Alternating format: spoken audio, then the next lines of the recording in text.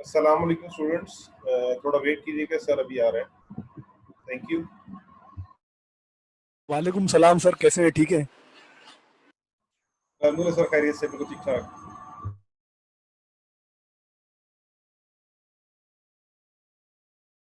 और now you can.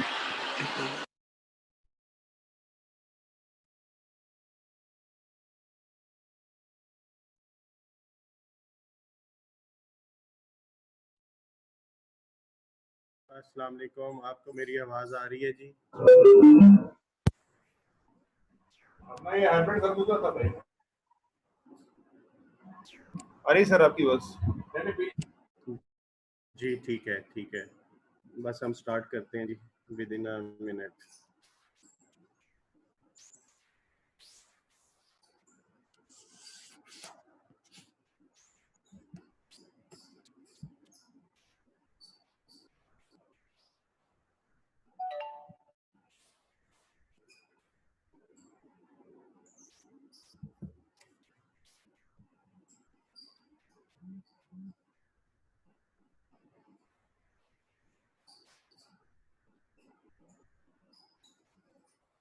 आते ही एक स्टूडेंट ने कहा कि sir this is my first class.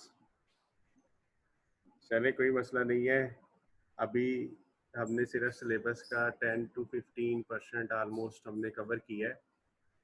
Syllabus अभी बहुत पड़ा हुआ है और ये जितना पोर्शन हमने पढ़ा है ये अगले टॉपिक्स में बार बार रिपीट होना है, तो आपको ये समझ आती जाएगी।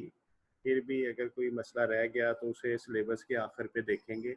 तो अभी आप आज की क्लास तो प्रैक्टिस सेशन है, जो हमने लास्ट टाइम पढ़ा है उन सारी चीज़ों की आज प्रैक्टिस है। तो आप अभी बस कोशिश करें कि आज का आपको थोड़ा बहुत समझ आ जाए। कल से हम जो स्टार्ट करेंगे वो एक नया टॉपिक होगा, तो कल से इंशाल्लाह वो इशू नहीं आएगा।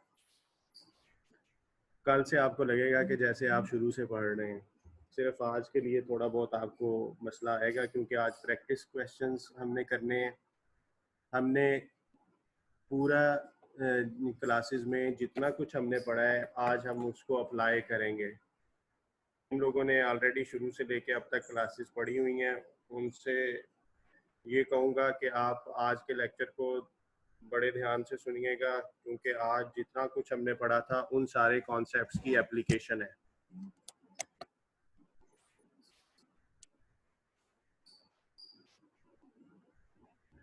हम आज का लेक्चर स्टार्ट करते हैं। कॉस्ट क्लासिफिकेशन हमने कंप्लीट किया, कॉन्सेप्चुअली हम सब कुछ सीख चुके हैं। आज हम उन कॉन्सेप्ट्स को अप्लाई करेंगे। आपके सामने ये जो पेज नज़र आ रहा है ये कॉस्ट क्लासिफिकेशन के एमसीक्यूज हैं। जिस तरह का क्वेश्चन आपको पेपर में आएगा ऑलमोस्ट हम उसी तरह के क्वेश्चंस को यहाँ पे आज करने लगे हैं। ये जो बुक्स आपको मैंने ऑलरेडी शेयर की हुई हैं व्हाट्सएप ग्रुप में भी, गूगल क्लासरूम में भी, ये उसी बुक का मैंने आपके साथ एक चैप्टर शेयर किया है आज, जो हम आज कंप्लीट करेंगे, कॉस्ट क्लासिफिकेशन। आपको जो मैंने मटेरियल शेयर किया है उसमें एक स्टडी टेक्स्ट है और एक किट है। दो पब्लिशर हैं, कैपलान एंड बीपीपी। तो आपको कैपलान की 2 फाइल्स मिलेंगी और 2 ही बीपीपी की। एक टेक्स्ट है और एक रिवीजन किट है। टेक्स्ट हम कहेंगे जो आप समझे कि जिस तरह टेक्स्ट बुक होती है जो किताब आप पढ़ते हैं, और रिवीजन किट हम कहते हैं प्रैक्टिस क्वेश्चंस को। तो ये F2 कैपलान की रिवीजन किट का क्वेश्चन नंबर 38 से स्टार्ट हो रहा है, कॉस्ट क्लासिफिकेशन। इसका पेज नंबर भी बॉटम पे लिखा होगा। आपको जो मैंने फाइल सेंड की है ये मैंने उसी से सेपरेट किया है कॉस्ट क्लासिफिकेशन को।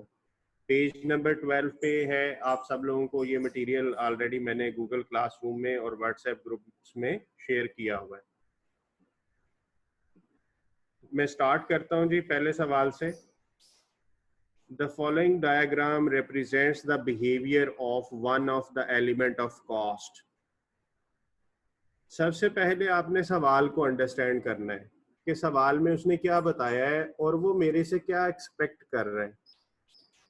जैसा कि आपको याद होगा, जब मैंने आपको ग्राफ पढ़ाए थे तो मैंने आपको ये बताया था कि आपको ग्राफ बनाना नहीं है, आपको एक ग्राफ दिखाया जाएगा, आपने उस ग्राफ से बिहेवियर को आइडेंटिफाई करना है। अब आप जरा स्क्रीन को देखें तो ये जो पॉइंट है ये शो कर रहा है कि ये फिक्स्ड कॉस्ट है, ये जो स्लोप है ये शो कर रही है वेरिएबल कॉस्ट। लेकिन ये स्लोप अगर तो सीधी चलती, इस तरह चलती, तो ये वेरिएबल ही थी, लेकिन अब ये स्लोप थोड़ी डाउन हो गई है। इस डाउन होने का मतलब ये है कि जब आप यहां पहुंचे ना, इस लेवल पे आप पहुंचे, तो आपकी वेरिएबल कॉस्ट का पहले से कम हो गई, तभी ये एरो जो लाइन है ये डाउन नजर आ रही है। तो इसका मतलब है ये एक ऐसा ग्राफ है जिसके अंदर फिक्स्ड भी है, वेरिएबल भी है, लेकिन वेरिएबल कॉस्ट एक खास लेवल के बाद कम हो रही है। तो हमने इसकी शक्ल पहचान ली कि ये कौन है। ये एक ऐसा ग्राफ है जिसके अंदर फिक्स्ड कॉस्ट भी है, वेरिएबल कॉस्ट भी है, बट वेरिएबल कॉस्ट एक खास लेवल के बाद डाउन हो रही है। अब आपके सामने मैं इसकी चारों ऑप्शंस रखता हूं, अब आप ऑप्शंस को सुनिएगा, देखिएगा भी। A, annual total cost of the factory power where the supplier sets a tariff based on fixed charge plus a constant unit cost for a consumption which is subject to a maximum annual charge। कहता है ये जो graph है ये एक ऐसा graph है जिसके अंदर फैक्ट्री की पावर की कॉस्ट को शो किया गया है, जिसके अंदर एक फिक्स्ड पोर्शन है, फिर वेरिएबल है और फिर एक मैक्सिमम है। तो ये ए ऑप्शन नहीं है, मैक्सिमम होता। अगर मैं आपको ये इसका ग्राफ बना के दिखाऊं ए ऑप्शन का, तो ये ग्राफ इस तरह होना था कि ये फिक्स्ड है, उसके बाद वेरिएबल थी और उसके बाद ये मैक्सिमम चार्ज का मतलब है स्ट्रेट चलेगी। ए ऑप्शन है क्या वाला ग्राफ इस तरह नहीं, ऊपर वाले ग्राफ में ये जो पोर्शन बन रहा है इतना, ये डाउन हुआ है, ये स्ट्रेट नहीं है। जबकि ऑप्शन ए ये कह रही है कि इसके अंदर फिक्स्ड है, वेरिएबल है, up to a maximum charge, यानी कॉस्ट एक सर्टेन लेवल के बाद फिक्स रहेगी, जबकि ऐसा नहीं है इस शक्ल में। So A is not the right answer. B, total annual direct material cost where the supplier charges a constant amount per unit then reduces a lower amount per unit। नहीं, ये ग्राफ जो है बी ऑप्शन का graph अगर हम बनाते तो B option का ग्राफ ऐसे होना था कि ये मटेरियल की कॉस्ट है, ये जीरो से चलना था, ये ग्राफ जीरो से चलना था और फिर एक खास लेवल के बाद कम होना था, फिर ऐसे चलना था। तो ये बी ऑप्शन भी ऐसा ग्राफ नहीं है।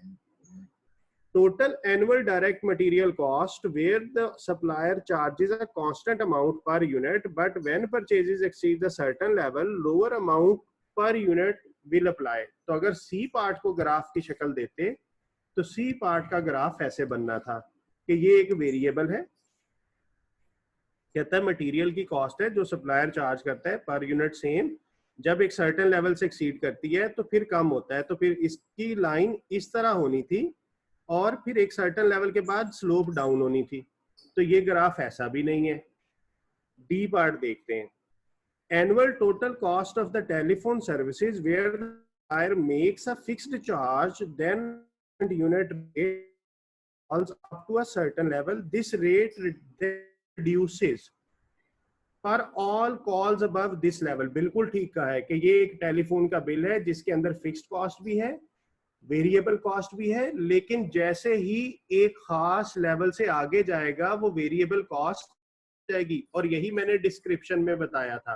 So this graph shows the D option. तो इस तरीके से बेटा आप लोगों ने एमसीक्यूज को ग्राफिकली अगर पाए तो आपने सुनना है कि ये ग्राफ क्या शो कर रहा है।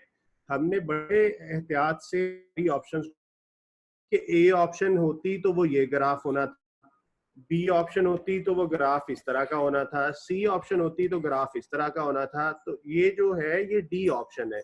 तो आपको इसी तरह पेपर में क्वेश्चन में से पहचानना है कि हमें कौन सी ऑप्शन को टिक करना है। आपने सॉल्यूशन करते वक्त ये कोई ग्राफ नहीं बनाने, आपसे कोई डिमांड नहीं किया जाएगा, just you need to click the right answer.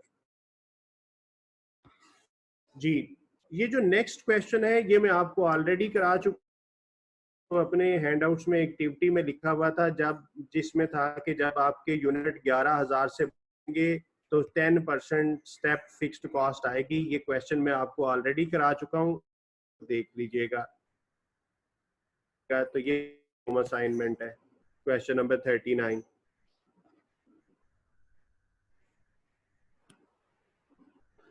Question number 40, a firm has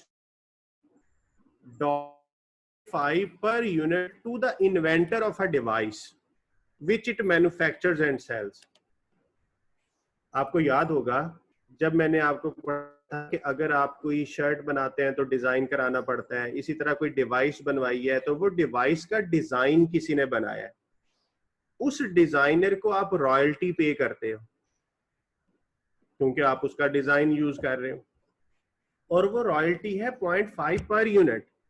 अब कहता है how would the royalty charge be classified in the firms account. तो हमें पता है कि हमने इसे डायरेक्ट एक्सपेंस का नाम दिया था, क्योंकि रॉयल्टी ना मटेरियल की कॉस्ट है ना लेबर की कॉस्ट है, ये एक्सपेंस है। हर वो चीज जो ना मटेरियल हो ना लेबर हो वो एक्सपेंस होती है, और क्योंकि ये पर यूनिट है, जितने ज्यादा यूनिट होंगे उतनी ज्यादा रॉयल्टी बनेगी, तो ये डायरेक्ट एक्सपेंस हो गया। Very easy question. अच्छा जी, Plant PLC produces cars and motor bikes. ये कंपनी का नाम प्लेंट है, ये कार बनाती है और मोटर बाइक्स बनाती है। The company is split into 4 divisions. Divisions कहते हैं हिस्से, departments. One is the car division, motor bike division, manufacturing division and finishing division. अब हम पढ़ते हैं कि ये कार डिवीजन के बारे में क्या कहता है, मोटर बाइक के बारे में, मैन्युफैक्चरिंग के बारे में, फिनिशिंग के बारे में। Car sales division, this department's manager has been given responsibility for selling the cars as well as keeping control of the division's cost। यानी इस बंदे को 2 रिस्पॉन्सिबिलिटीज दी, यानी जो कार सेल डिवीजन का मैनेजर था, इस बंदे को ऑर्गेनाइजेशन ने 2 रिस्पॉन्सिबिलिटीज दी हुई हैं। नंबर 1 कि वो गाड़ियां बेचेगा, selling the car, as well as keeping control of the division's cost। यानी एक उसने गाड़ी भी बेचनी है और उसने कॉस्ट को भी कंट्रोल करना है। ये एक ऐसा मैनेजर हुआ जिसकी रिस्पॉन्सिबिलिटीज में रेवेन्यू भी है, कॉस्ट भी है। तो अगर एक ऐसा बंदा जो 2 चीजों के लिए रिस्पॉन्सिबल हो, तो आपको याद होगा उस दिन मैंने पढ़ाया था, वो प्रॉफिट सेंटर होता है। वो जो मैनेजर होगा वो किस डिपार्टमेंट को रिप्रेजेंट कर रहे हैं, वो प्रॉफिट सेंटर को रिप्रेजेंट कर रहे हैं, क्योंकि आपको पता है कि profit is equal to revenue minus cost होता है। तो एक बंदे की रिस्पॉन्सिबिलिटीज में आपने रेवेन्यू भी डाल दिया, कॉस्ट भी डाल दी, तो इट मींस वो जो डिवीजन है वो एक प्रॉफिट सेंटर है, वो सिर्फ रेवेन्यू सेंटर नहीं है। तो उम्मीद है कि आपको ये पहला पॉइंट समझ आ गया होगा, क्योंकि एक मैनेजर 2 चीजों के लिए रिस्पॉन्सिबल ठहरा तो फिर वो रेवेन्यू सेंटर नहीं है, कॉस्ट सेंटर नहीं है, वो प्रॉफिट सेंटर है। यानी car sales division is a profit centre.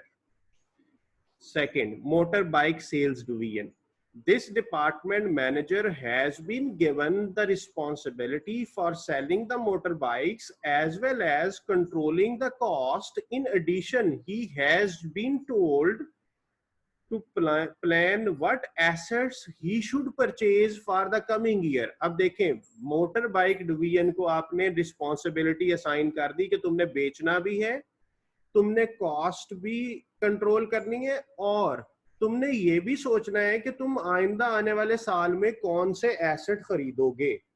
तो इसका मतलब है ये तीनों रिस्पॉन्सिबिलिटीज ले रहा है, तो फिर ये इन्वेस्टमेंट सेंटर है, क्योंकि investment centre is above all other centres, जिसके अंडर प्रॉफिट वाले भी आ रहे हैं, रेवेन्यू वाले भी, कॉस्ट वाले भी। और इसने इन्वेस्टमेंट भी देखनी है, तो एसेट्स का खरीदना इन्वेस्टमेंट कहलाता है. So motor bike sales division is an investment centre. Manufacturing division, this division makes the cars and bikes and passes them to the finishing division. The divisional manager is only responsible for controlling the division's cost. अब ये बिल्कुल आसान सवाल हो गया कि motor bike सिर्फ cost के लिए रिस्पॉन्सिबल है. So this is a cost centre. Finishing division, this division tests the cars and cleans them ready to be sold. They transfer the goods to the sales division and charge the sales division a set price, which is set by finishing division's manager. The manager is also responsible for managing the division's cost as well as the investment in divisional assets.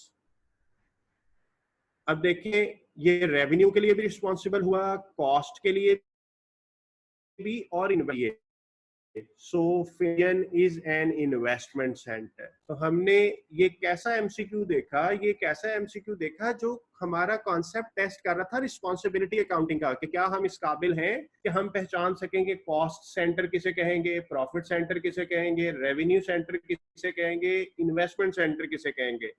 तो आप simple एक बात याद रखिएगा कि अगर एक manager सिर्फ कॉस्ट के लिए रिस्पॉन्सिबल है तो वो कॉस्ट सेंटर का मैनेजर है. अगर एक मैनेजर रेवेन्यू के लिए रिस्पॉन्सिबल है, सिर्फ और सिर्फ रेवेन्यू के लिए, तो फिर वो रेवेन्यू सेंटर का मैनेजर है. और अगर वो दोनों के लिए, रेवेन्यू और कॉस्ट के लिए रिस्पॉन्सिबल है, then this is a profit centre. और अगर उसके स्कोप में न्यू इन्वेस्टमेंट भी दे दी जाए, then that centre will be an investment centre. Which of the following can be included when valuing the inventory? आपको मैंने उस दिन इन्वेंट्री कॉस्ट बताई थी कि इन्वेंट्री की कॉस्ट में कौन कौन सी चीजें आती हैं. आप जरा कॉन्सेप्ट रिकॉल करें जस्ट फॉर 10 to 20 सेकेंड्स. आप देखेंगे क्या आप इस काबिल हैं कि आपको पता है कि इन्वेंट्री की कॉस्ट में कौन कौन सी.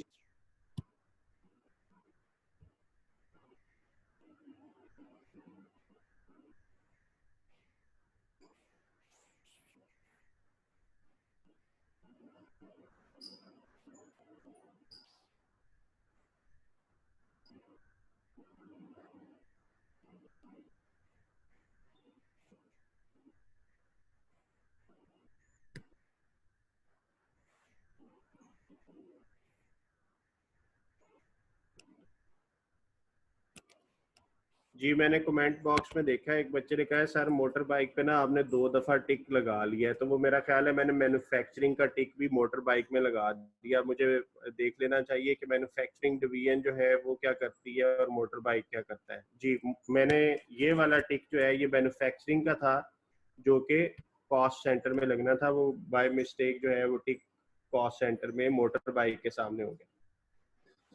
जी अब इन्वेंट्री की कॉस्ट पे वापस आते हैं. इन्वेंट्री की कॉस्ट में हमें पता है डायरेक्ट मटेरियल आता है, डायरेक्ट लेबर, प्रोडक्शन ओवरहेड्स. हमने उस दिन ये पढ़ा था कि इन्वेंट्री की कॉस्ट में मैन्युफैक्चरिंग कॉस्ट आनी होती है, यानी जो बनाने तक के खर्चे हैं. तो बनाने तक के खर्चे ये 3 है, तो आप इस ऑप्शन को सिलेक्ट करेंगे 1, 2 and 4. So the right answer is B option. अच्छा, जिन लोगों के पास ये वाली किट प्रिंटेड फॉर्म में है उनको मैं बता दूं कि आपने इस किट पे कोई टिक नहीं करना. अदरवाइज होगा ये, जब आप रिवाइज करने बैठेंगे तो आपको आंसर पहले ही पता होगा कि इसका क्या आंसर है. तो आपने अपनी बुक वगैरह पे कहीं पे टिक नहीं करना. इसके आंसर आपको बुक इसी किट के अंदर मौजूद होते हैं आखिर पे. तो इसलिए आपको ये जरूरी नहीं है कि आप इसको एज इट इज पेपर पे नोट करें उस पे किट पे, यानी अपने पेजेस को खराब नहीं करना जिनके पास ये हार्ड फॉर्म में है. जी page 3, question number 43. Which of the following is usually classified as step cost? Raw material variable होता है, रेट टैक्स को कहते हैं जी, टैक्स को रेट भी कहा जाता है, rates. Telephone bill semi variable है. हमने बताना है स्टेप कॉस्ट, तो वो ए आंसर है. सुपरवाइजर सैलरी, सुपरवाइजर वेजेस, ये मैंने एग्जांपल भी दी थी स्टेप फिक्स्ड कॉस्ट की कि सुपरवाइजर जो है वो एक सर्टेन नंबर ऑफ पीपल को ऑब्जर्व कर सकता है, सुपरवाइज कर सकता है. विच of the following is not a cost object. Screen पे देखें, अब उसने पूछा है कौन सा कॉस्ट ऑब्जेक्ट नहीं है, नॉट बताना है। अब कॉस्ट ऑब्जेक्ट होता क्या था? अगर कॉन्सेप्ट्स आते हैं ना तो एमसीक्यूज मसला ही कोई नहीं है, सिर्फ उस स्टूडेंट के गलत होंगे जिसको कॉन्सेप्ट्स नहीं आते। इसलिए मैं आपको कहता था साथ साथ याद करें। जी, कुछ लोगों को रिकॉल हो गया होगा कि कॉस्ट ऑब्जेक्ट क्या चीज है। कॉस्ट ऑब्जेक्ट हर वो चीज है जिसकी कॉस्ट हमने फाइंड करनी है। मसलन किसी प्रोडक्ट की कॉस्ट भी हम फाइंड कर सकते हैं, किसी कस्टमर की भी कर सकते हैं, किसी कॉस्ट सेंटर की भी कर सकते हैं। सो हमें इस डेफिनेशन से ही पता चल गया कि इस ऑप्शन में कौन सी चीज कॉस्ट ऑब्जेक्ट नहीं है। जी मुझे जरा चैट बॉक्स में बताएं जरा 44 का क्या आंसर होगा।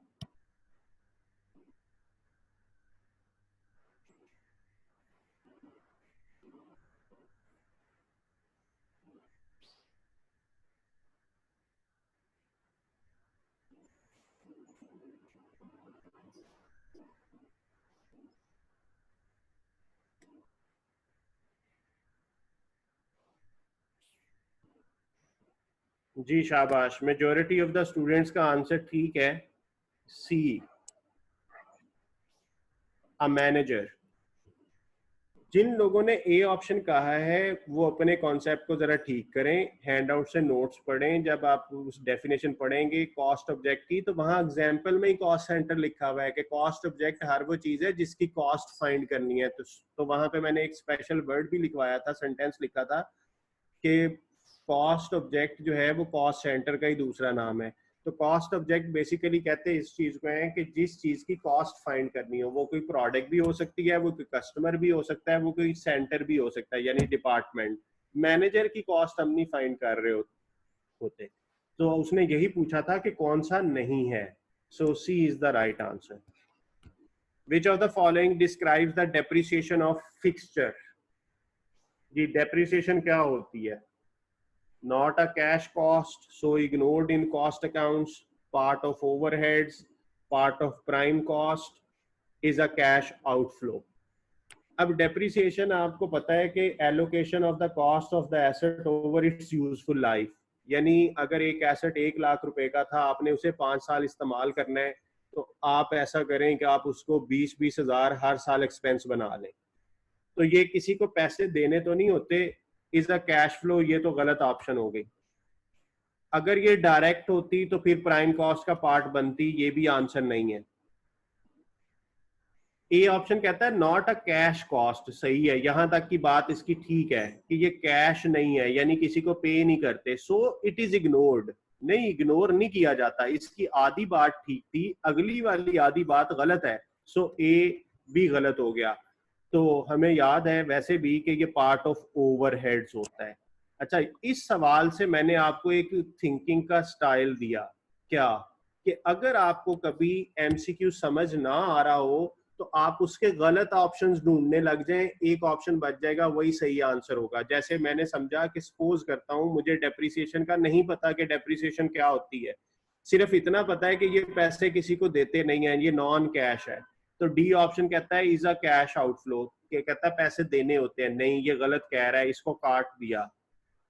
क्या ये पार्ट ऑफ प्राइम कॉस्ट है? अब प्राइम कॉस्ट की डेफिनेशन हमें पता है कि इसमें डायरेक्ट मटेरियल, डायरेक्ट लेबर और डायरेक्ट एक्सपेंसेस आने होते हैं। तो मैंने कहा कि डेप्रिसिएशन तो डायरेक्ट नहीं है, ये तो फिक्स्ड होती है, तो ये आंसर भी कट गया। ए ऑप्शन कहता है कि नॉट अ कैश कॉस्ट, बिल्कुल सही है, कैश नहीं होता, लेकिन कहता है तभी हम इसे इग्नोर कर देते हैं। नहीं भाई, हम इग्नोर नहीं करते, इसे कॉस्ट का पार्ट बनाना होता है। तो इसकी आधी स्टेटमेंट गलत है, आधी सही है, हमने इसे भी आउट कर दिया। तो एक ही ऑप्शन बची बी, और ये आपको याद होगा कि हमने इसको ओवरहेड्स में ही लिखा था, इनडायरेक्ट एक्सपेंसेस में, और इनडायरेक्ट एक्सपेंसेस ओवरहेड्स होते हैं। Which of the following cost would not be classified as a production overheads? ये जो नॉट वाले क्वेश्चन है ना, ये एग्जामिनर को बहुत पसंद होते हैं, क्योंकि बच्चे को फेल होने के लिए जरूरी नहीं है कि उसे आता ना हो, अगर उसका एग्जाम में बैठे हुए ध्यान नहीं है तो वो फिर भी फेल हो सकता है। मसलन मैंने पूछा है कौन सा नहीं है और आपने बता दिया कौन सा है, तो नंबर तो नहीं मिलेंगे। तो इसलिए आपने क्वेश्चंस को ध्यान से देखना है कि वो क्या पूछ रहा है। उसने पूछा है कि कौन सी चीज ओवरहेड्स नहीं है। Cost of renting the factory building, तो रेंट तो ओवरहेड्स होते हैं, बिल्कुल सही है, ये ओवरहेड होता है। Salary of the factory manager, ये सैलरी है, फिक्स्ड है, ये भी ओवरहेड है। Depreciation of the equipment located in material store, the cost of ingredients, तो ये चीज ओवरहेड्स नहीं है, ये डायरेक्ट मटेरियल है। कॉस्ट ऑफ इंग्रेडिएंट्स का मतलब है कि जौन सी चीज जिससे बनी है, जैसे चेयर जो है वो वुड से बनी है, so would is an ingredient. तो जो कॉस्ट ऑफ इंग्रेडिएंट होता है किसी भी प्रोडक्ट का, वो डायरेक्ट मटेरियल होता है, और वो डायरेक्ट वाली चीजें ओवरहेड्स नहीं होती। तो हमने बताना भी यही था कि कौन सी चीज ओवरहेड नहीं है। Which two of the following are included in prime cost? तो प्राइम कॉस्ट में हमें पता है कि डायरेक्ट मटेरियल होता है, डायरेक्ट लेबर होती है, एडमिन कॉस्ट नहीं होती, ओवरहेड्स नहीं होते। तो हमने टू बताने थे, तो ए एंड बी दोनों होते हैं। लेकिन आपको याद होगा कि प्राइम कॉस्ट में एक तीसरा एलिमेंट भी होता है, यानी डायरेक्ट मटेरियल, डायरेक्ट लेबर, और एक दूसरा एलिमेंट होता है डायरेक्ट एक्सपेंसेस। लेकिन यहाँ पे डायरेक्ट एक्सपेंस ऑप्शन में नहीं है, तो हमने यही दो सेलेक्ट कर लेने हैं।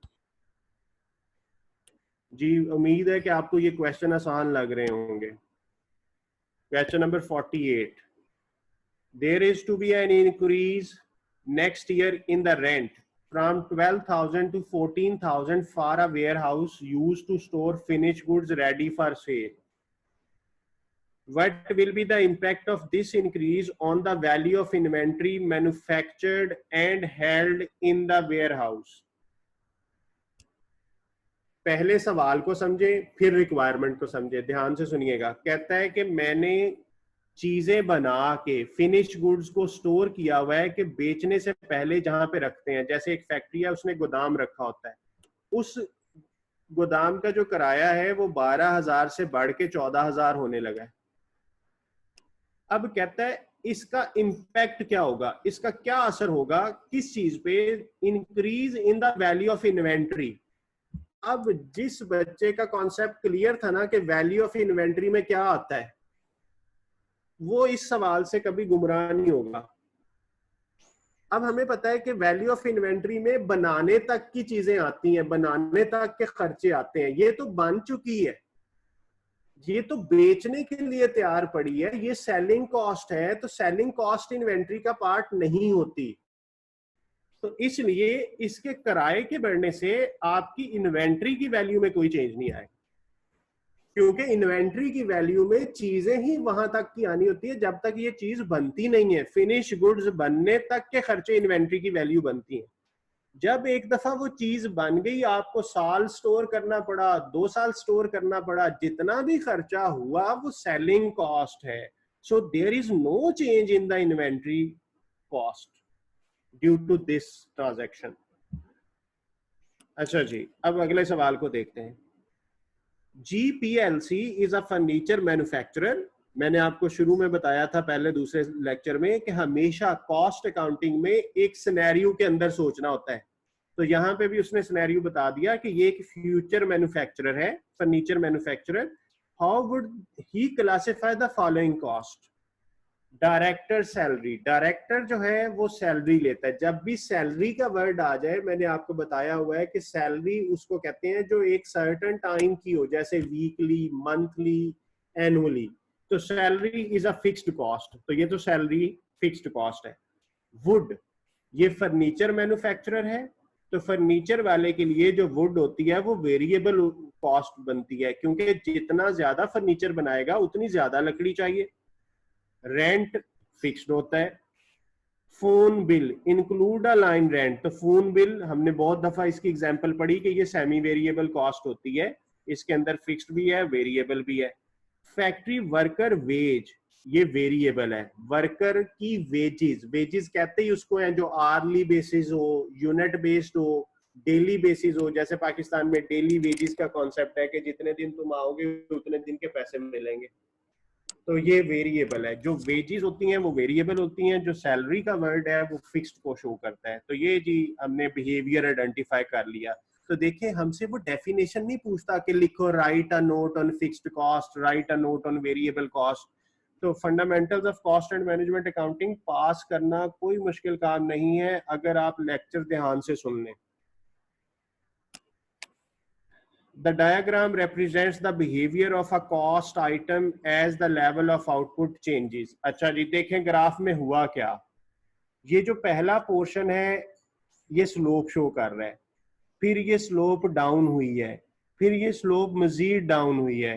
इसका मतलब है कि अब हमें एक ऐसी ऑप्शन ढूंढनी है जो स्टेप बाय स्टेप डाउन को शो करे, यानी इसके बाद वो डाउन होता है, फिर दोबारा इस लेवल के बाद वो डाउन हुआ, तो है ये वेरिएबल कॉस्ट।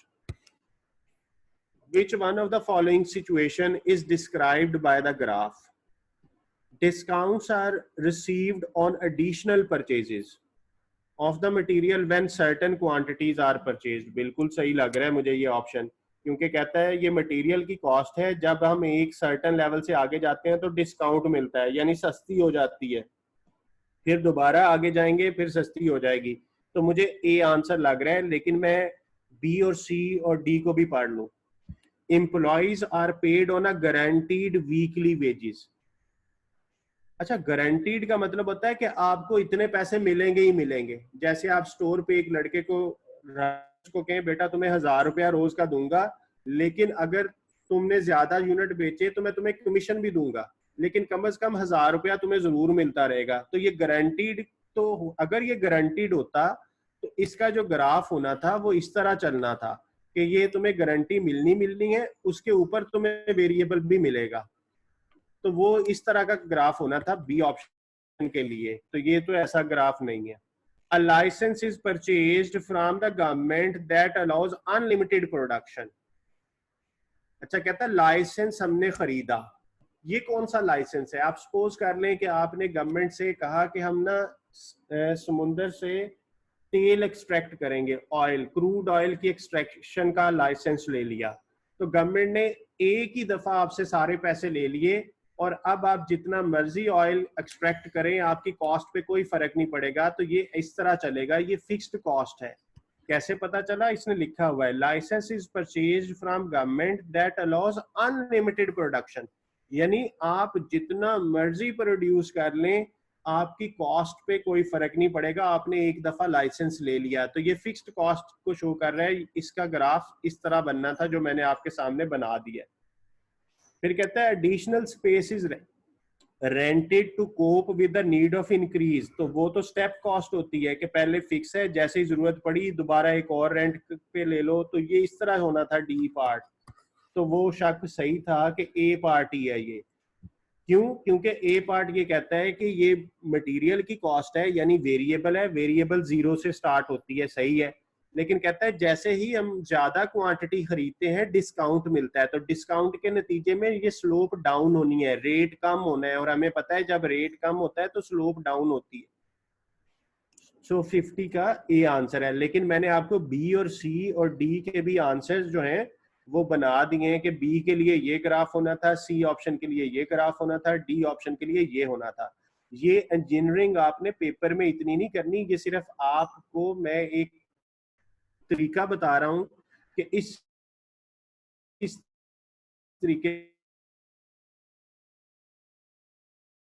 से इस लाइन का ये मतलब बनता है। तो हम ये आज जो कर रहे हैं we are learning through practice, पहले हम कर रहे हैं। इसका स्क्रीनशॉट ले लीजिएगा जी, पेज नंबर 50 का, क्वेश्चन 50 का।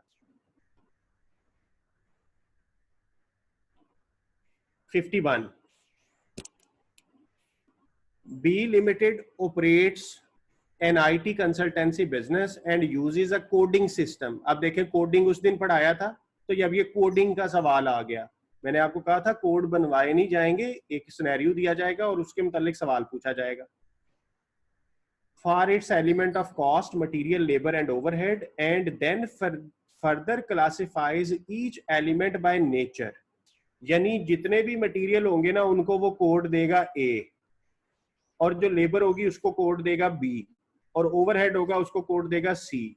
अच्छा, अगर डायरेक्ट मटेरियल हुआ तो उसका कोड होगा 100, अगर इनडायरेक्ट हुआ तो ए 200। इसी तरह लेबर में डायरेक्ट हुई तो 100 और इनडायरेक्ट हुई तो 200, डायरेक्ट हुआ ओवरहेड तो 100 और इनडायरेक्ट हुआ तो 200। अब क्या कहता है, कहता है what would be the code for the following cost. ध्यान से सुनिएगा, salary of a trainee IT consultant, कहते हैं सैलरी है आईटी के कंसल्टेंट के ट्रेनिंग की। अब सैलरी फिक्स्ड होता है ना, तो फिक्स्ड को इनडायरेक्ट कहते हैं। अब ये आईटी वाला जो है, ये क्या मटेरियल से रिलेटेड है, लेबर से रिलेटेड है या ओवरहेड से रिलेटेड है? ये ट्रेनी आईटी कंसल्टेंट ये इंसान है। अब ये इंसानों को जो पैसे देते हैं वो लेबर कहलाती है। अब क्या कंसल्टेंट की कॉस्ट यूनिट के साथ बढ़ेगी? नहीं, ये तो सैलरी है। तो इसका मतलब ये हुआ कि इसका कोड बनेगा कि ये लेबर है बी, लेकिन इनडायरेक्ट लेबर है, तो इसका कोड बना बी 200। मैं रिपीट करता हूं कि आईटी का एक कंसल्टेंट था, तो कंसल्टेंट इंसान होता है, इंसान को जो पे करते हैं वो लेबर कहलाता है, इसलिए हमने इसे बी लिखा। लेकिन क्योंकि ये सैलरी है तो फिक्स्ड को इनडायरेक्ट कहते हैं, तो ये B200 इसका कोड बन गया। Planning cost to renew the lease of the asset office. Planning cost, हम प्लान करते हैं तो क्या प्लान मटेरियल होता है, लेबर होती है? नहीं, प्लानिंग कॉस्ट जो है वो एक्सपेंस होगा, यानी ओवरहेड्स वाली कैटेगरी में ये जा सकता है। किस चीज की? ऑफिस की बिल्डिंग को लीज कराना, तो ये ओवरहेड का कोड सी है और ये इनडायरेक्ट है, ये यूनिट्स के साथ वेरी नहीं करेगा। अब हो सकता है कि कोई स्टूडेंट ऐसा हो जिसे लीज के मतलब का भी नाम पता हो, तो मैं उनको बता देता हूँ। लीज का मतलब होता है कि जैसे आप बैंक से इंस्टॉलमेंट पे कोई चीज ले लेते हैं, जैसे गाड़ी ले ली, बिल्डिंग ले ली, कि किस्तों में पैसे देते जाएंगे, इसे लीज कहते हैं। अब के लिए इसे इतना याद रख लें बस। जैसे जैसे आप बड़े होते जाएंगे मैनेजेरियल लेवल 2 में, इसी तरह ऑनवर्ड, तो आपको लीज प्रॉपर समझ आने लग जाएगा। Wages of the office manager, wages of office manager. अब ऑफिस मैनेजर जो है वो इंसान है, लेबर है, तो लेबर का कोड बी है। अब ये डायरेक्ट है या इनडायरेक्ट? अच्छा, एक बात और, इंसान तो ये है लेकिन ऑफिस मैनेजर है और उसकी वेजेस हैं, तो ये ओवरहेड्स होगा, मटेरियल होगा या लेबर होगा? तो हम अपने उसी बेसिक क्राइटेरिया पे रहते हैं कि अगर वेजेस का वर्ड हो तो डायरेक्ट होता है, और अगर ये लेबर है तो जो लेबर है वो किस डिपार्टमेंट की लेबर है, और ये ऑफिस की है या फैक्ट्री की है? तो लेबर का कोड तो बी है जी, उसमें कोई शक नहीं है, हम बी लिखेंगे। अब हमें ये डिसाइड करना है कि ये डायरेक्ट लेबर है या इनडायरेक्ट लेबर है। अगर ये फैक्ट्री का वर्कर होता तो इसकी वेजेस डायरेक्ट वेजेस होनी थी। अब ये ऑफिस का वर्कर है, ऑफिस से मुराद है हेड ऑफिस, तो ये इनडायरेक्ट है, तो लेबर में इनडायरेक्ट का कोड होता है 200। ये हमारे इस सवाल में, हमेशा हर सवाल में ऐसा नहीं होगा। इसी तरह कहते हैं cleaning material used by a cleaner. अब मटेरियल का कोड ए है, लेकिन क्या क्लीनिंग मटेरियल डायरेक्ट मटेरियल होता है? ये हमने पढ़ा था पहले। नहीं, हमें पता है कि क्लीनिंग मटेरियल सपोर्टिंग मटेरियल है, ये इनडायरेक्ट है, तो इनडायरेक्ट का कोड 200 है, तो इसका कोड हो गया A200। तो बेटा कोडिंग से रिलेटेड आपको इस तरह का सवाल आ सकता है, आपने बड़े ध्यान से जज करना है कि कौन सी चीज किस कैटेगरी में फॉल कर रही है। तो हमने सारी ट्रांजैक्शंस को वन बाय वन देखा। जैसे पहली सैलरी ऑफ ट्रेनी, तो ये लेबर बना। दूसरी प्लानिंग कॉस्ट, ये जो है वो आपके ओवरहेड्स बने। और फिर वेजेस आ गई, तो वेजेस लेबर है, तो ये बी बन गया। क्लीनिंग मटेरियल, ये मटेरियल है, ये ए बन गया। और ये जो सारी चीजें बाय चांस इस सवाल में आई हैं, ये सारी की सारी इनडायरेक्ट थी, इसलिए सबके साथ 200 का कोड लगा दिया। अगर कोई डायरेक्ट होता तो 100 लगाते थे उसके साथ। अच्छा जी, question number 52, how would a cloth retailer classify the following cost? Cloth retailer, अब उसने सिनेरियो बता दिया कि मैं किस सिनेरियो में बात कर रहा हूं, क्लॉथ रिटेलर। अब वो कहता है किस तरीके से क्लासिफाई करेगा वो इन चीजों को, मटेरियल, लेबर, एक्सपेंस के हिसाब से। डिजाइनर स्कर्ट्स, डिजाइनर से बनाई है उसने स्कर्ट्स, तो ये क्लॉथ रिटेलर के पॉइंट ऑफ व्यू से मटेरियल है। हीटिंग कॉस्ट, जिस तरह पाकिस्तान में गर्मी होती है तो दुकानदार एसी इस्तेमाल करता है, कूलिंग कॉस्ट उसे कहेंगे। यूके, यूएसए में, कनाडा में सर्दी इतनी ज्यादा होती है कि उन्हें हीट करना पड़ता है, तो इसलिए ये हीटिंग कॉस्ट लिखा है। तो हीटिंग कॉस्ट, कूलिंग कॉस्ट, ये एक्सपेंस होता है, ये मटेरियल भी नहीं है, लेबर भी नहीं है, ये एक्सपेंस है। Depreciation of fixture and fittings, तो फर्नीचर वगैरह की फिक्सचर की जो डेप्रिसिएशन है वो भी एक्सपेंस होती है, ना मटेरियल है ना लेबर है। कैशियर स्टाफ सैलरीज, तो कैशियर स्टाफ सैलरीज जो है वो, तो ये लेबर हो गया। तो ये इस तरह का एक आसान सा सवाल था। Which of the following would be classified as direct labor? हमने डायरेक्ट लेबर को आइडेंटिफाई करना है। Personal manager in a company servicing cars, कहता है कार की सर्विस करती है उसका पर्सनल मैनेजर। पर्सनल मैनेजर आप समझ लें कि HR head, human resource head. तो गाड़ियों की सर्विस करने वाली कंपनी में जो एचआर हेड होगा वो डायरेक्ट लेबर नहीं है, this is not a direct labour. Brick layer in a construction company, हाँ ये सही है, यानी एक कंस्ट्रक्शन कंपनी में वो बंदा जो दीवार बनाता है, जो ईंटें लगाता है, तो वो कंस्ट्रक्शन कंपनी में डायरेक्ट लेबर होगा। जनरल मैनेजर इन डीआईवाई शॉप, तो जनरल मैनेजर अगेन हमने पढ़ा हुआ है कि ये जनरल मैनेजर जो होते हैं वो इनडायरेक्ट होते हैं। मेंटेनेंस मैनेजर, मेंटेनेंस डिपार्टमेंट भी हमने पढ़ा है कि ये सपोर्टिंग रोल प्ले करता है, तो ये भी इनडायरेक्ट है। So there is only one direct labour, वो मैंने टिक कर दिया उसे, ये नहीं है, सी और डी नहीं है, B option is the right answer. Which of the following describes the cost centres, ये अब डेफिनेशन हमने पढ़ी थी, cost centre is a unit of a product is और अ प्रोडक्शन लोकेशन, ये आपको याद होगा, मैं पढ़ देता हूँ। सी ऑप्शन है, इसी की डेफिनेशन ही है कि functions location to for which the cost are ascertain, ये इसकी डेफिनेशन ही थी कॉस्ट सेंटर की, हैंड आउट से देख लीजिएगा जी।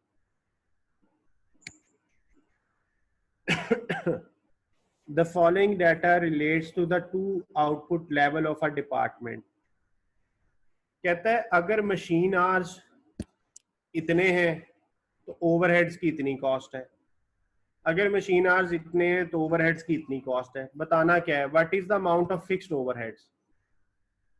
जब भी दो लेवल दिए हो और उनकी कॉस्ट दी हो तो इसका मतलब है हाई लो मेथड का सवाल है। हमने फिक्स्ड कॉस्ट फाइंड करनी है, तो हाई लो मेथड में हमें सबसे पहले पता था variable cost per unit find करते हैं, वो होता है दोनों कॉस्ट का difference, 251,750 minus 246,500 divided by 18,500 minus 17,000। तो यहाँ से हम वेरिएबल कॉस्ट पर यूनिट का आंसर निकाल लेंगे। मुझे ज़रा आंसर बताइए क्या आता है answer variable cost per unit का।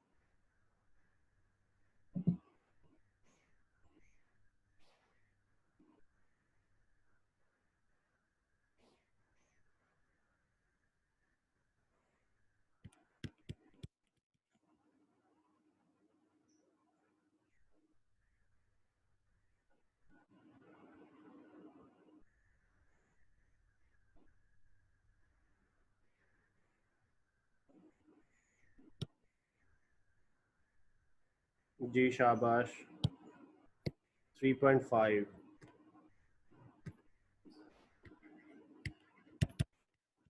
क्या उसने हमें वेरिएबल कॉस्ट का पूछा है? नो, उसने तो फिक्स्ड कॉस्ट का पूछा है। तो फिक्स्ड कॉस्ट हमें पता है y is equal to a plus b x. a find करना है, b का आंसर 3.5 है, और x अब हमने इनमें से कुछ भी ले लेना अपनी मर्जी से। तो मैं लोअर लेवल ले रहा हूँ 17,000। अगर मैंने लोअर लेवल लिया है तो ये 246,500 लिखूंगा y। तो मुझे यहाँ से बता दें जी फिक्स्ड कॉस्ट का क्या आंसर आता है।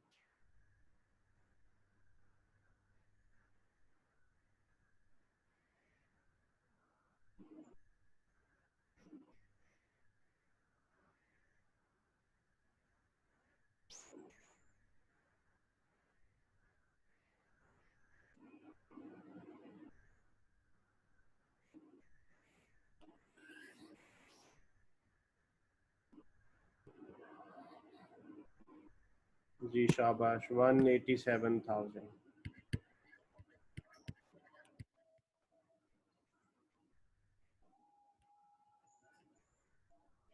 अच्छा, ये इसको अब आपने amount is the fixed cost, तो हम यहाँ पे लिख देंगे 187,000। तो आपको याद होगा कि मैंने आपको कहा था कि सम टाइम टिक के अलावा वो इनपुट भी मांग लेता है। तो वो जो इनपुट होती है, वो इनपुट जो है वो आपकी मैक्सिमम ये डिजिट की एंट्री है कि आपको एक ब्लैंक बॉक्स दे दिया जाएगा, उसमें आपने डिजिट लिख देना है जो भी आंसर आया।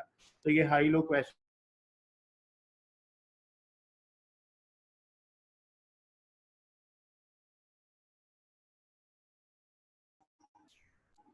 A kitchen fitting company receives an invoice for subcontractors who were used to connect the gas supply to a cooker installer in a new kitchen. एक कंपनी है जो किचन की फिटिंग करती है, उसको एक सब कॉन्ट्रैक्टर से इनवॉइस आई, और उस इनवॉइस किस चीज की थी कि वो एक ऐसे कंपनी की थी जो कुकर को इंस्टॉल करता है, यानी जो चूल्हे को इंस्टॉल करता है, उसकी इनवॉइस आई। किसको? एक कंपनी को। सपोज करें कि आपकी वो कंपनी है और मैं वो बंदा हूं जो कुकर इंस्टॉल करता है। आपने एक क्लाइंट ढूंढा, आपने कहा जी उस घर में जाके आपने कुकर इंस्टॉल करना है। तो मैं गया, मैंने वहां जाके कुकर इंस्टॉल किया। अब मैंने पैसे आपसे लेने हैं, तो मैंने आपको वो इनवॉइस भेजी। तो वो इनवॉइस मैंने आपको भेजी, तो ये जो इनवॉइस होगी ये आपके लिहाज से क्या होगी? देखें, अगर आप मुझे ना भेजते तो मैं आपसे पैसे ना लेता, या इस तरह कह लें अगर मैं कुकर इंस्टॉल ना करता तो मैं आपसे पैसे ना लेता। इट मींस मैंने इंस्टॉलेशन की तो मैं आपसे पैसे चार्ज कर रहा हूं। So this is direct expense. मैं लेबर नहीं हूं। लेबर क्यों नहीं हूं? आपको बहुत पहले बताया था कि अगर किराए पे लेबर लेके आए तो वो एक्सपेंस होता है, और अगर अपनी लेबर हो तो फिर लेबर कॉस्ट है, याद होगा। तो आपने मुझे एक तरह से रेंट पे हायर किया, मेरी कंपनी को या मुझे, तो मैंने जाके वो आपके हिस्से का काम किया, तो मैं एक्सपेंस बना आपके लिहाज से। अब मैं डायरेक्ट इसलिए बना कि मैं डायरेक्टली रिलेटेड हूं टूवर्ड्स दैट जॉब। आपने वो मुझे काम दिया, उस काम के बदले में आप मुझे पैसे दे रहे हैं। So this is the direct expense. तो ये सवाल वही बंदा ठीक कर सकता था जिसका कॉन्सेप्ट सारा सही था, यानी जिसने ये समझा कि ये बंदा है, ये लेबर है, उसने सी ऑप्शन टिक कर देनी थी। तो उसने वो मेरी एक छोटी सी बात जो मैंने किसी लेक्चर में बताई थी कि अगर किराए पे लेके आए तो फिर वो एक्सपेंस होता है। तो ये आज उसी चीज का उसने टेस्ट किया। A manufacturing company has 4 types of cost। अच्छा जी, ये भी बड़ा मजे का सवाल है, आपको मैंने ऑलरेडी कराया भी था। देखते हैं कि कितने लोग इसको अच्छे तरीके से समझ पाते हैं। A मैन्युफैक्चरिंग कंपनी की 4 कॉस्ट है, T1, T2, T3, T4। ये उनके नाम है जी।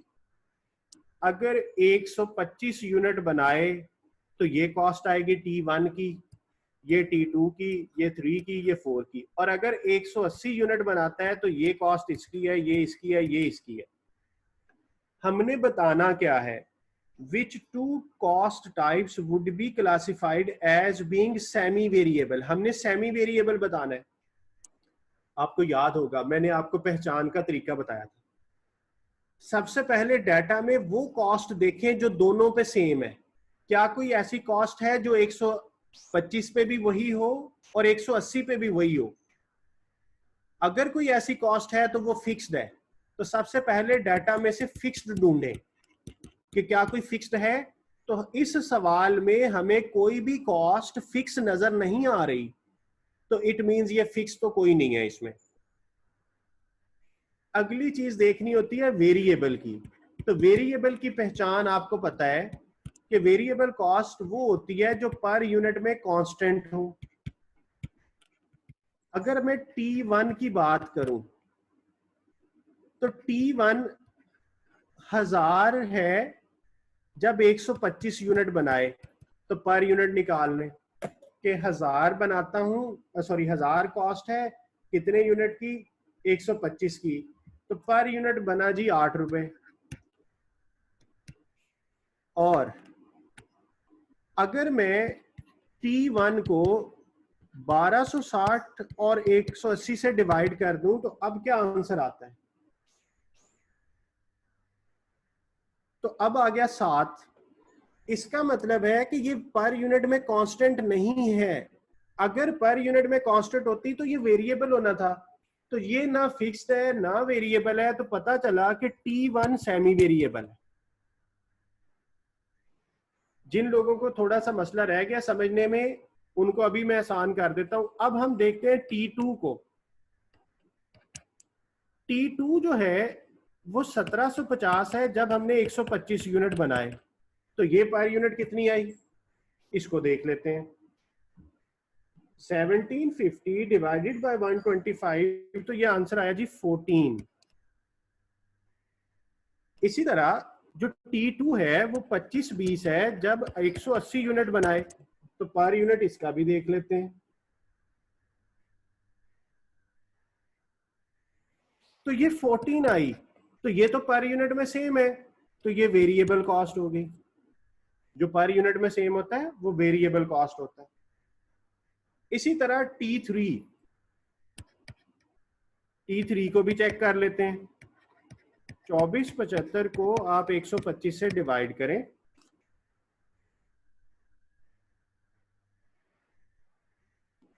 तो ये आया 19.8। इसी तरह T3 है 2826 डिवाइडेड बाय 180, तो ये 15.7 बना। इसका मतलब है ये सेमी वेरिएबल कॉस्ट है। वैसे तो हमें आंसर मिल गया कि T1 और T3 सेमी वेरिएबल कॉस्ट है, क्योंकि उसने कहा था मुझे दो कॉस्ट बताएं जो सेमी वेरिएबल हैं। So the right answer is A option, T1 and T3 are semi variable cost. अब देखें कोई रटा रटाया कॉन्सेप्ट नहीं पूछ रहा कि बताओ सेमी वेरिएबल कॉस्ट क्या होती है, फिक्स्ड कॉस्ट क्या है। तो आपसे आपके कॉन्सेप्ट की एप्लीकेशन है, यानी सिर्फ रटने से गुजारा नहीं है, अंडरस्टैंडिंग से काम लेना है।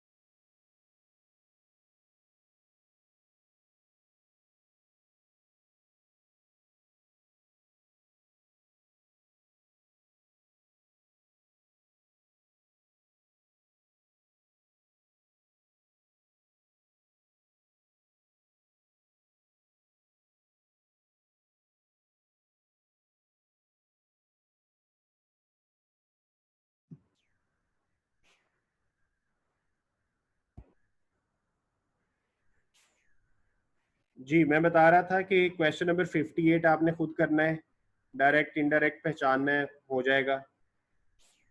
59 भी आप खुद करेंगे, हाई लो मेथड का क्वेश्चन है। अच्छा जी, question number 60, a company manufacture and sales toys and incurs the following 3 cost: rental of finished good warehouse, depreciation of its own fleet of delivery vehicles, commission paid to sales staff. Which of the following are classified as distribution cost? Distribution cost में कहता है कौन सी चीजें आएंगी। अब आपको पता होगा कि डिस्ट्रीब्यूशन कॉस्ट हम किसको कहते हैं। डिस्ट्रीब्यूशन कॉस्ट का मतलब है कि चीज बन गई थी, अब उस चीज को आपने बाजार लेके जाना है। तो warehouse of finish goods warehouse की जो रेंट है वो डिस्ट्रीब्यूशन का पार्ट है, क्योंकि ये आपने इसीलिए रखा हुआ है कि आप इसने इन चीजों को पहुंचाना है। देन डिलीवरी व्हीकल्स की जो डेप्रिसिएशन है तो वो भी, तो it means A option is the right answer. और जो आपने कमीशन पे किया ना सेल्स स्टाफ को, वो सेलिंग कॉस्ट है, वो डिस्ट्रीब्यूशन नहीं है। सेलिंग का मतलब है बेचने की कॉस्ट, डिस्ट्रीब्यूट का मतलब है डिस्ट्रीब्यूट करने की कॉस्ट। तो डिलीवरी से रिलेटेड जो चीजें आएंगी वो आपकी डिस्ट्रीब्यूशन कॉस्ट है। Question number 61 again high low method का क्वेश्चन है, बहुत आसान है, आपने खुद से करना है।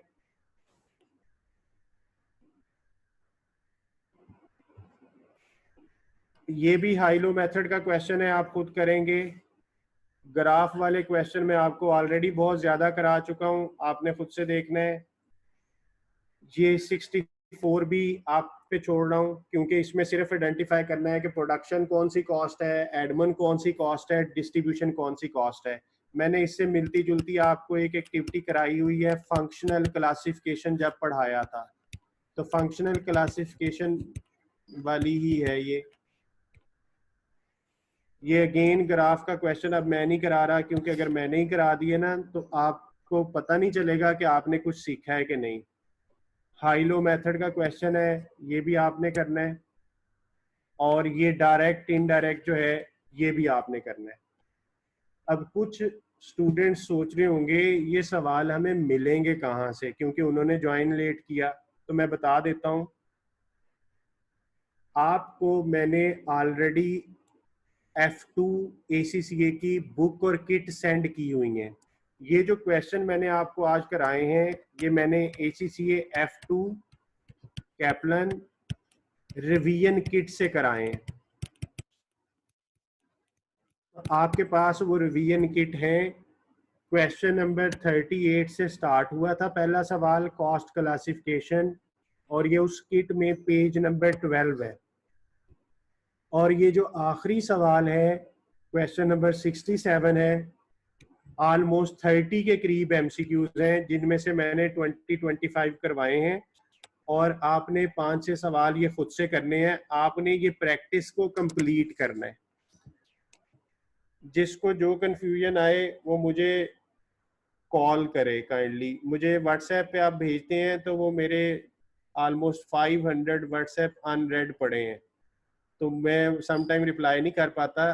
तो अगर किसी ने कुछ समझना हो तो काइंडली कॉल किया करें, मुझे व्हाट्सएप पे कर लें, कोई इशू नहीं है, ताकि मैं आपको उसको एड्रेस कर सकूं। जी ये मैंने सारे MCQs आपको बता दिए हैं, ये इसके आंसर थे, वो जो हमने सारा कुछ किया। आपकी किट में भी ये सब कुछ मौजूद होगा।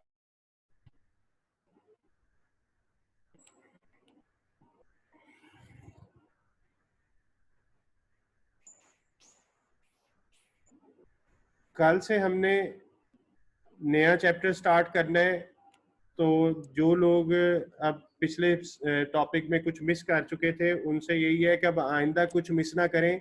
ये जो हमने पहले चैप्टर में चीजें पढ़ी हैं ना, ये बार बार अगले टॉपिक्स में लिंक होनी है, तो एक वक्त आएगा कि आपको ये चैप्टर सारा वहां पे भी रिवाइज हो जाएगा। तो कल से हम जो अगला टॉपिक स्टार्ट कर रहे हैं वो होगा जी मटेरियल्स।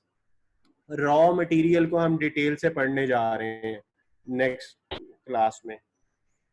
तो तो आपने आज बस ये MCQs कैपलान वाले जो हैं ये आपने करने हैं जी। F2 कैपलान से मैंने ये काम किया है और मैंने बाकी क्वेश्चंस आपके देख लिए हैं। क्वेश्चंस में ऐसा कोई नहीं है। जो जो मैंने आपको, अच्छा एक स्टूडेंट कह रहा है कि मुझे व्हाट्सएप ग्रुप में ऐड करें। आप जिस भी सेंटर से बिलोंग करते हैं आप अपने किसी क्लास फेलो को कहें कि वो ग्रुप में बता दे, आपको ऐड कर लिया जाएगा अगर आप रह गए हैं। वैसे मैंने ऑलमोस्ट सारे स्टूडेंट्स को ऐड कर लिया था।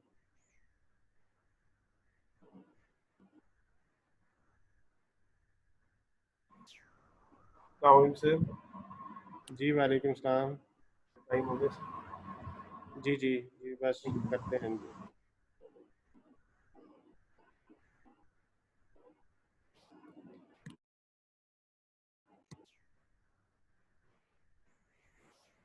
ओके स्टूडेंट्स, अपना ख्याल रखिएगा। अल्लाह हाफिज़।